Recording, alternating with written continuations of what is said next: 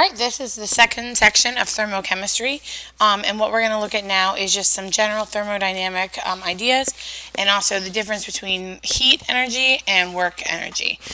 So you want to understand that when we're doing thermochemistry, we are looking at things from the perspective of the universe. And when you have your universe, what you have is you have your system, which is what you care about, and then you have everything else in the entire universe, which is the surroundings. So you have to understand what you're studying and what you're not studying. When you have your system, you want to make sure you know what all your conditions are so that you can limit your variables, and you can have open systems, closed systems, or isolated systems. So an open system is where matter and energy can be exchanged. So this is like if I have a pot of water on my stove and I don't have a lid on it. So obviously if I turn on the stove, heat energy is being transferred, and then also if it's boiling, the water vapor can escape. So heat can move and matter can move. A closed system is where you can exchange energy but not actual matter. So the simplest situation of this is if you have a pot of water but you put a lid on it, because now you can still have energy transfer through the pan or the pot, but the water vapor is stuck inside because you have that lovely lid on there. And then you can also have an isolated one. These are kind of harder to study, but these are in situations where you can't have energy transfer and you can't have matter transfer. And this is when you have a thermos, and I love thermos in the summer because they keep everything nice and cold, because they don't allow, like, your water doesn't come out and neither does the heat or the cold doesn't get in. There is laws of thermodynamics that are in your book, and again, you need to be reading your book. You are fooling yourself if you don't think you have to. So the first law of thermodynamics that you need to know is that energy is conserved. And we talked about this in honors chem, but just remember that if the system loses energy, that means that the surroundings have to gain it, and vice versa. And this is a very important topic in thermodynamics. We have one more type of energy energy measurement we're going to look at. It's called internal energy, and what it is you take up every single bit of energy in the system and you actually figure it out. So all the potential energy, all the kinetic energy, you rip molecules apart, you get it down to the elements, you figure out all the energy. It's kind of impossible and really time consuming to do that. So what we do in science is we look at the change or the delta of it. So we look at, okay, this is our starting position, and then we gained this much or we lost this much. So what you always have for internal energy, and internal energy is the delta E. So you may want to draw a little line or something. Internal energy, this is how we're going to do internal energy. But you take your internal energy of your products minus the internal energy of your reactants, and you just see what you have here. If your internal energy, the change in internal energy is greater, that means that the system got energy. If the change in internal energy is negative, that means that the system lost energy, and in fact the surroundings gained energy. So you always need to keep in mind that if one is positive, the other one has to be negative. So this internal energy here, when we're doing this, we're looking at it from the perspective of the system, and the opposite always happens for the surroundings. So again, if the change in internal energy for the system is positive, then that means that the surroundings has to be negative, and vice versa.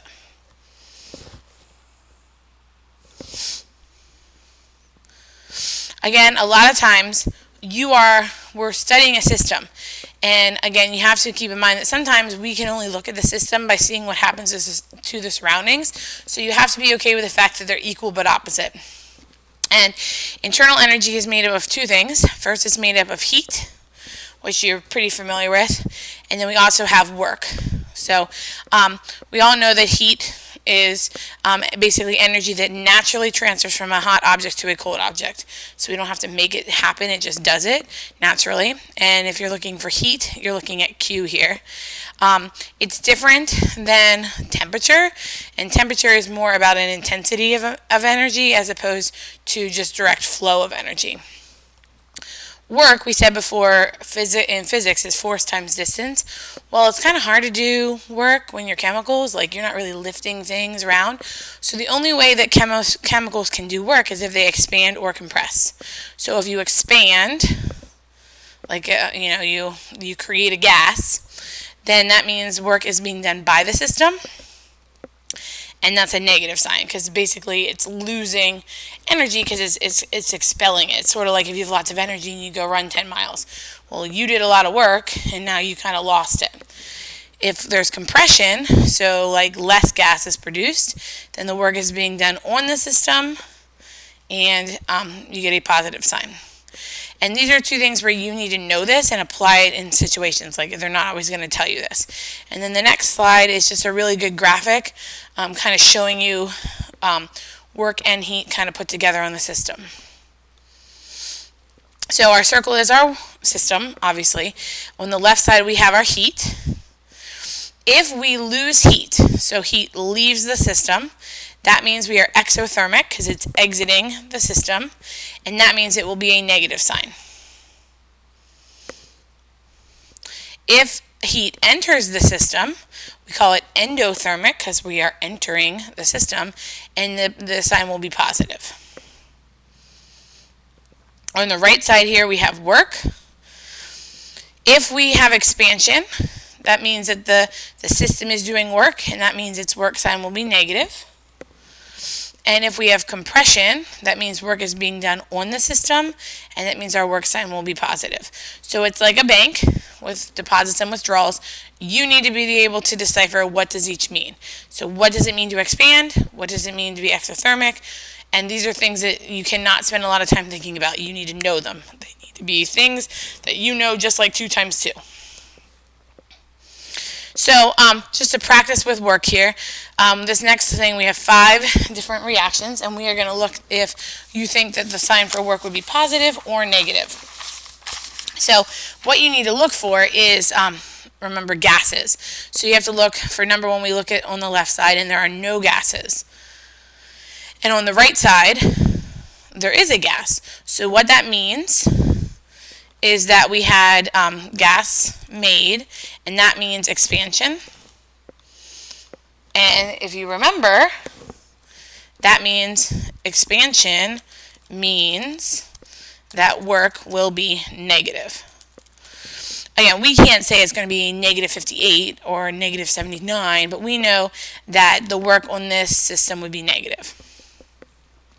If we look at number 2, we have 1 hydrogen gas, we have 1 chlorine gas, so we have 2 gases to start off with.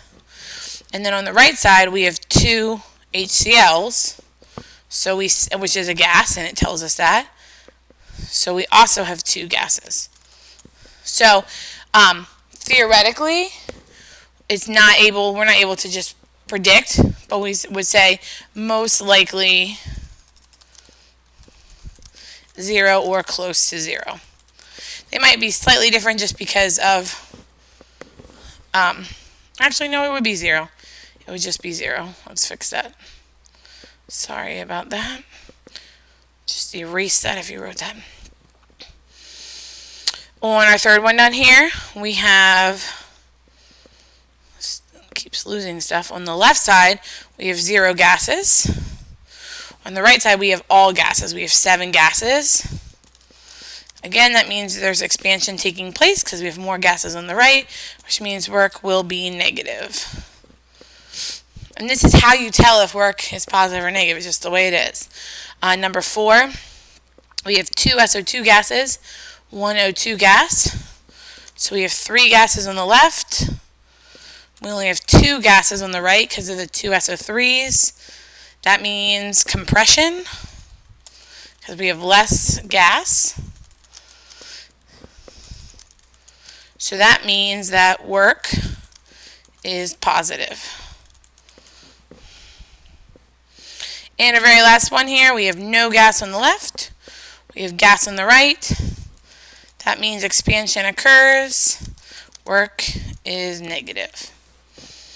So again, it's not super hard, but you just need to make sure that you're aware of what's happening. And then the last slide we're going to do together is just 2 practice problems where if they're telling you what's happening with work and what's happening with heat, that you can do them. And then you'll try one on your own, and I'll put the answer up. All right, so they're not going to come out and tell you like negatives and positives. You have to figure it out. So you have to use context clues here. So the first thing they say here is that a gas is compressed, and the compression is your hint. That's as blatant as they're going to get. So you have to think, okay, compression means that work's being done on the system, which means that this is going to be a positive 462 joules. And it says there is a heat transfer of 128 joules from the gas to the surroundings. So that means it's leaving the system, which means this is going to be negative 128 joules. And you have to be able to interpret those problems first. Again, if I'm compressing, I'm positive. If I'm expanding, I'm negative. If I'm releasing heat, I'm negative. If I'm getting heat, I'm positive. And then all we have to do, excuse me, I need to get a symbol here, is plug into our equation delta E equals Q plus W. As long as you know which ones are positive and which ones are negative, then you're literally adding. So what we have is our Q is negative 128 joules plus our 462 joules down here, which means our change is 330, well, I should say positive 334 joules, which means energy increased in the system. If I could type.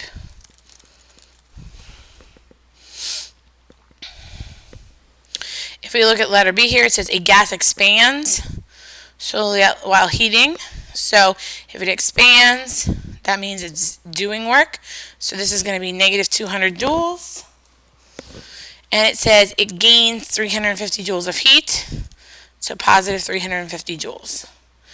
Same thing as above. Once you know that, you're just plugging it into our equation. So our Q is 350 joules plus a negative 200 joules.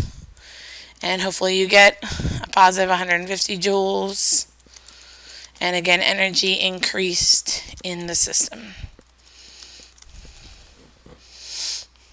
Next slide, or the last one you have, is just try one on your own. Just pause it.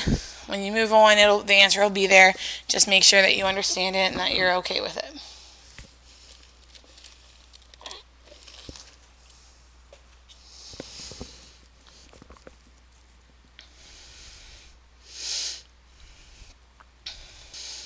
And here is your answer for this one. So what happened, we have expansion, which means our work is negative. Oh, that should be negative. You can yell at me when I can't type correctly. Let's see if it likes me. So our work is negative, our heat is positive, and overall ends up that the system lost good old energy. So for this one, make sure you know what internal energy is, make sure you know what heat is, what work is, first law of thermodynamics, and that you can do these type of problems and tell when work is positive, when work is negative.